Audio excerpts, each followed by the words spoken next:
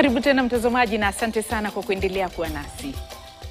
Zaidi ya wakazi 10,000 katika mji wa Masimba, kaunti ya Kajiado wamepata afueni baada ya kukamilika kwa mradi muhimu wa maji.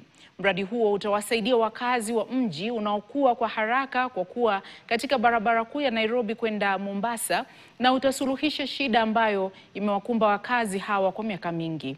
Mji huu ambao pia uko katika mpaka wa kaunti za Kajiado na Makueni umeshuhudia changamoto za uhaba wa maji, huku binadamu na wanyamapori waking'ang'ania bidhaa hiyo. Waziri wa maji Kajiado Michael Semera alifungua rasmi mradi huo uliofadhiliwa na serikali ya kaunti na shirika la Floka linalofadhiliwa na Benki ya Dunia.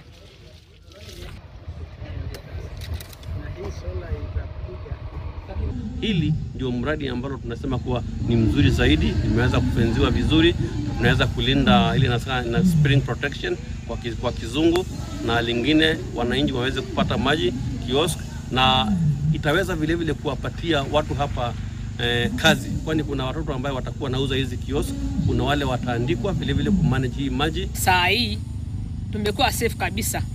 Ukileta mifugo yako wanakunywa maji vizuri, ndofu wanakunywa pande ile, mifugo wanakunywa pande hii, na watu wanachota mahali